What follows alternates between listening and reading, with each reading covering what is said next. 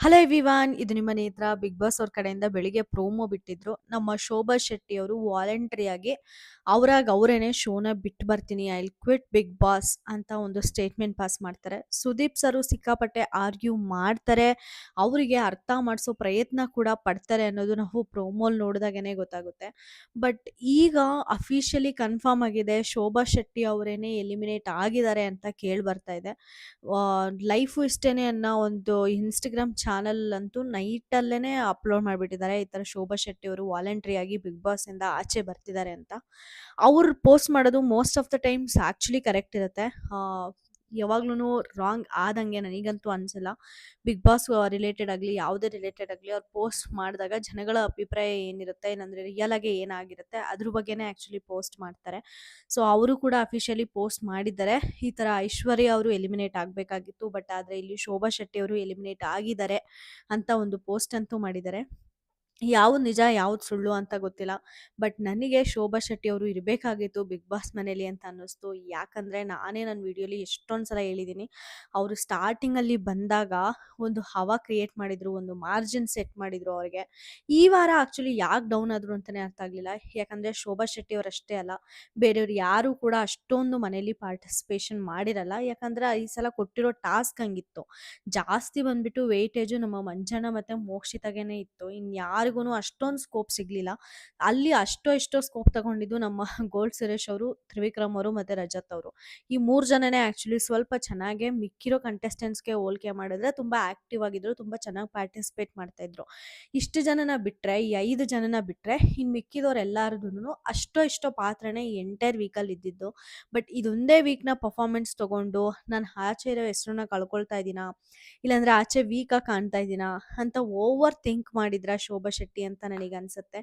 ಈ ವಾರ ಉಳ್ಕೋಬೇಕಾಗಿತ್ತು ಅವರು, ಉಳ್ಕೊಳ್ದೆ ಐಶ್ವರ್ಯ ಏನೂ ಮಾಡದೇ ಇರೋರಿಗೆ ಒಂದು ಚಾನ್ಸ್ ಕೊಟ್ಟು ಹೋಗ್ತಾ ಇದ್ದಾರೆ ಅಂತ ನನಗಂತೂ ಸಿಕ್ಕಾಪಟ್ಟೆ ಬೇಜಾರಾಗ್ತಾ ಇದೆ, ಶೋಭಾ ಶೆಟ್ಟಿ ಅವರು ಎಲಿಮಿನೇಟ್ ಆಗ್ತಾ ಇರೋದು.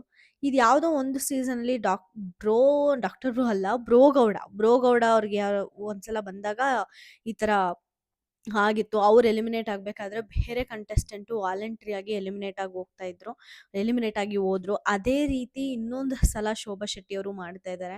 ಈ ಥರ ಕ್ವಿಟ್ ಮಾಡಬಾರ್ದಾಗಿತ್ತು ಅಂತ ಅನಿಸುತ್ತೆ. ಅಷ್ಟೇ ಅಲ್ಲದೆ ಪ್ರೋಮಲ್ಲಿ ಅವ್ರು ಕುತ್ಕೊಂಡು ಅಳ್ತಿರೋದು ಕೂಡ ತೋರಿಸ್ತಾ ಇದ್ದಾರೆ. ನನಗೆ ವೋಟ್ ಮಾಡಿರೋ ಜನಗಳನ್ನ ನಾನು ಹೆಂಗೆ ಫೇಸ್ ಮಾಡಬೇಕು, ನಮ್ಮ ಅಮ್ಮವ್ರನ್ನ ಹೆಂಗೆ ಫೇಸ್ ಮಾಡಬೇಕು ನನಗೆ ಗೊತ್ತಾಗ್ತಾ ಇಲ್ಲ ಅಂತ ಕುತ್ಕೊಂಡು ಅಳೋದು ಕೂಡ ತೋರಿಸ್ತಾ ಇದ್ದಾರೆ. ಸೊ ಇದೆಲ್ಲ ನೋಡಿದಾದ್ಮೇಲೆ ನನಗೆ ಶೋಭಾ ಶೆಟ್ಟಿ ಅವರು ಡಿಸಿಷನ್ ಚೇಂಜ್ ಮಾಡ್ಕೊಂಡಿರ್ತಾರಾ ಅಂತಲೇ ನನಗೆ ಡೌಟ್ ಆಗ್ತಾ ಇರೋದು. ಮೋಸ್ಟ್ಲಿ ಶೋಭಾ ಶೆಟ್ಟಿ ಅವರು ಮನೆ ಒಳಗಡೆನೆ ಇರ್ತಾರೆ ಅಂತಾನೆ ನನಗೆ ಇನ್ನೂ ಜಾಸ್ತಿ ಅನ್ನಿಸ್ತಾ ಇರೋದು. ಯಾಕಂದರೆ ನಮ್ಮ ಸುರೇಶ್ ಅವರು ಬಾಗಿಲು ಬಡಿದಾಗೂ ಕೂಡ ತಗ್ಸಿರ್ಲಿಲ್ಲ. ಫಸ್ಟ್ ಆಫ್ ಆಲ್ ಸುರೇಶ್ ಅವರು ಬಾಗಿಲು ಬಡಿದು ನಾನು ಹೋಗ್ತೀನಿ ಅಂತ ಕಿಚ್ಚಾಡಿದಾಗೂ ಕೂಡ ಅವರು ಬಾಗಿಲು ಓಪನ್ ಮಾಡಿರಲಿಲ್ಲ. ಮತ್ತು ನಮ್ಮ ಇವರು ಅಷ್ಟೇ, ಜಗದೀಶ್ ಸರು ಅಷ್ಟೇ, ಬಿಗ್ ಬಾಸ್ಗೆ ಬೇಕಾದಂಗೆ ಬಾಯಿಗೆ ಬಂದಂಗೆ ಹೋಗ್ತಿರ್ತಾರೆ, ಆವಾಗಲೂ ಕೂಡ ಕಳಿಸಿಲ್ಲ ಅವ್ರನ್ನ ಆಚೆಗಡೆ. ಹಂಗಿರ್ಬೇಕಾದ್ರೆ ಶೋಭಾ ಶೆಟ್ಟಿ ಅವರು ನಾನು ಕ್ವಿಟ್ ಮಾಡ್ತೀನಿ ಅಂದ ತಕ್ಷಣ ಅಷ್ಟು ಒಂದು ಕಂಟೆಂಟ್ ಕೊಡೋ ಕಂಟೆಸ್ಟೆಂಟ್ನ ಅಷ್ಟು ಈಸಿಯಾಗಿ ಬಿ ಟೀಮ್ ಹೆಂಗೆ ಕಳಿಸುತ್ತೆ ಆಚೆಗೆ ಅನ್ನೋದು ಮಾತ್ರ ನನಗಿನ್ನೂ ಇವಾಗಲೂ ಕೂಡ ಕ್ವಶನ್ ಮಾರ್ಕ್ ಇದೆ. ಅಷ್ಟೇ ಅಲ್ಲದೆ ಕನ್ನಡ ಬಿಗ್ ಬಾಸ್ ಅವರು ಒಂದು ಸೀಕ್ರೆಟ್ ಮೇಂಟೈನ್ ಮಾಡೋದ್ರಲ್ಲಿ ಸಿಕ್ಕಾಪಟ್ಟೆ ಸಕ್ಸಸ್ಫುಲ್ ಆಗ್ತಾ ಇದ್ದಾರೆ. ನೀವು ಬೇರೆ ಬಿಗ್ ಬಾಸ್ ಶೋನ ನೋಡ್ತಾ ಇದ್ರೆ, ತೆಲುಗು ಬಿಗ್ ಬಾಸ್ ಆಗಲಿ, ತಮಿಳ್ ಬಿಗ್ ಬಾಸ್ ಆಗಲಿ, ಇವ್ರು ಯಾವುದಾದ್ರೂ ಬಿಗ್ ಶೋ ನೋಡ್ತಾ ಇದ್ರೆ ರಿವ್ಯೂವರ್ಸ್ ಯಾರಿರ್ತಾರೆ ಅವ್ರಿಗೆ ಆಲ್ರೆಡಿ ಹಿಂಟ್ ಸಿಕ್ಬಿಡುತ್ತೆ. ಒಂದಿನ 2 ದಿನ ಮುಂಚೆನೇ ಯಾರು ಎಲಿಮಿನೇಟ್ ಆಗ್ತಾರೆ ಅನ್ನೋದು ಹಿಂಟ್ ಸಿಕ್ಬಿಡುತ್ತೆ, ಎಲ್ಲ ರಿವೀಲ್ ಮಾಡ್ತಾರೆ. ಬಟ್ ಕನ್ನಡ ಬಿಗ್ ಬಾಸ್ ಒಂದೇನೆ ಲಾಸ್ಟ್ ಮೂಮೆಂಟ್ವರೆಗೂ ಒಂದು ಸೀಕ್ರೆಟ್ನ ಹೋಲ್ಡ್ ಮಾಡಿಕೊಂಡು ಡಿಸಿಷನ್ ಅನ್ನೋದನ್ನ ತೋರಿಸೋದು. ಸೊ ಅದು ನೋಡಿಕೊಂಡ್ರೆ ನನಗೆ ಖಂಡಿತ ಶೋಭಾ ಶೆಟ್ಟಿ ಮನೇಲಿ ಇರಬೇಕು ಅಂತಲೇ ಜಾಸ್ತಿ ಪರ್ಸೆಂಟೇಜ್ ಅನ್ನಿಸ್ತಾ ಇರೋದು. ಅವರಿದ್ದರೆ ಚೆನ್ನಾಗಿರುತ್ತೆ ಅಂತ ತುಂಬ ಅನ್ನಿಸ್ತಾ ಇದೆ. But most of the Bigg Boss reviewers video ಮಾಡಿರೋದ್ರಲ್ಲಾಗಲಿ, ಇನ್ಸ್ಟಾಗ್ರಾಮಲ್ಲಿ ನಾನು ಈ ಬಿಗ್ ಬಾಸ್ ರಿಲೇಟೆಡ್ ಪೋಸ್ಟ್ ನೋಡಿದಾಗಲಿ ಎಲ್ಲರೂ ಪೋಸ್ಟ್ ಮಾಡಿರೋದು ಐಶ್ವರ್ಯ ಅವರು ಎಲಿಮಿನೇಟ್ ಆಗಬೇಕಾಗಿತ್ತು, ಬಟ್ ಶೋಭಾ ಶೆಟ್ಟಿ ಅವರು ಎಲಿಮಿನೇಟ್ ಆಗೋಗಿದ್ದಾರೆ ಅಂತ. ಎಲ್ಲೋ ಐಶ್ವರ್ಯಗೆ ಅವರ ಅಮ್ಮನ ಆಶೀರ್ವಾದ ತುಂಬ ಚೆನ್ನಾಗಿ ಸಿಕ್ಕಿದೆ ಅಂತ ಅನಿಸುತ್ತೆ.